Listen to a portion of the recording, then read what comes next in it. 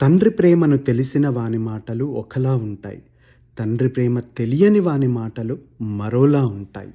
కానీ తండ్రి కోసం ఎదురు చూసే నాలాంటి వాని భావాలు ఎలా ఉంటాయి? మనం కలిసి ఉంటే బహుశా నాన్న అనే పదం కొన్ని లక్షల సార్లు మిమ్మల్ని పిలిచి ఉండేవాడిని. కానీ నాకు ఊహ తెలిసిన తర్వాత మొదటిసారిగా మిమ్మల్ని నాన్నా అని సంబోధిస్తూ మొదలు పెడుతున్నాను. అనాలోచితంగా కానీ అప్రమేయంగా కానీ మీరు గుర్తుకు వస్తే నా రుధిరం ఎర్రబడుతుంది. ఓ మారుమూల గ్రామంలో ఓ దిగువ మధ్య తరగతి కుటుంబంలో జన్మించిన మీరు మీకున్న మేధాశక్తితో 12 రాష్ట్రాలకు మీ సామ్రాజ్యాన్ని విస్తరించి మీ పందాలో సేవ చేస్తూ మావోయిజం అంటే గణపతి, గణపతి అంటే మావోయిస్టు అనే అంతలా ఎదిగి సమాంతర ప్రభుత్వమే నడపడం అంటే అది సామాన్యమైన విషయం కాదు. మీ ప్రయాణంలో ఎంతో కఠోర శ్రమ ఉండి ఉండవచ్చు. నానా, నా చిన్నతనం నుంచే మిమ్మల్ని చూడాలని, మీతో గడపాలని, నా కష్టసుఖాలు మీతో పంచుకోవాలని, మీ అండలో ఎదగాలని ఉండేది.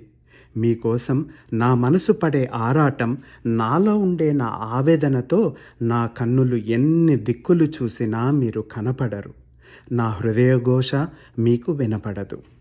ప్రతి కుటుంబపు చిరునవ్వు వెనక కనబడని ఒక గొప్ప మనసున్న తండ్రి కష్టం దాగి ఉంటుందని పెరిగే కొద్దీ అర్థమైంది. ఆ విషయంలో నాకు తండ్రి లేని లోటును తెలియకుండా అన్నీ తానే పెంచింది నన్ను కన్నతల్లి. అమ్మా, నీకు వందనం. నానా, మీ వివాహం తర్వాత అమ్మతో మీరు గడిపిన మధుర క్షణాలను అప్పుడప్పుడు తన గుండె చప్పుడుగా నాతో పంచుకునేది. ఈ జీవితానికి ఆ మధుర క్షణాలు చాలు అనుకుంటూ బరువెక్కిన హృదయంతో ఓ నిట్టూర్పు విడిచేది. మన బంధువులు కూడా మీరు మనసున్న మనిషిని, మితభాషి అని, అమ్మతో అన్యోన్యంగా ఉండేవారని అంటూ ఉంటారు. మీరు తీసుకున్న నిర్ణయం మీ ఇద్దరి జీవితాలను జీవిత కాలానికి ఎడబాటు చేసింది.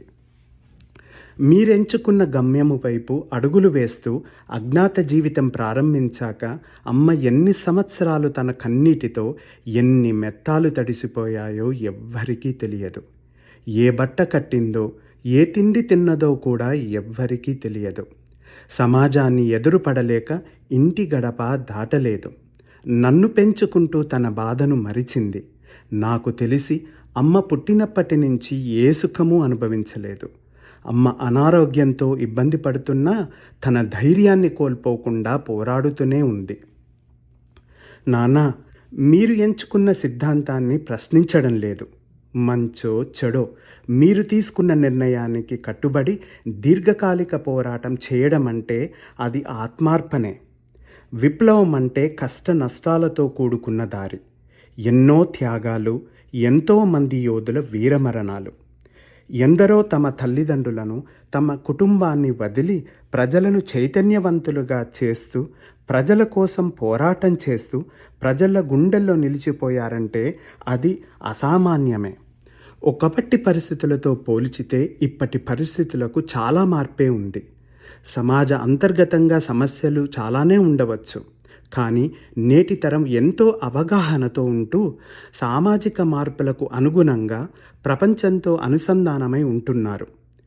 నేటి తరం యువతలో దాగి ఉన్న ప్రతిభకు, నైపుణ్యాలకు మీ వంటి వారి విజ్ఞానం, అనుభవం మార్గదర్శకాలుగా తోడైతే మన దేశం అన్ని రంగాలలో అగ్రగామిగా ఉంటూ ప్రపంచ దేశాలతో పోటీ పడుతూ ఓ కొత్త నవభారతాన్ని నిర్మిస్తారని నా నమ్మకం. మీకు చెప్పగలిగే స్థానంలో నేను లేకపోవచ్చు, కానీ ఇది నా అభిలాష. స్వస్తి.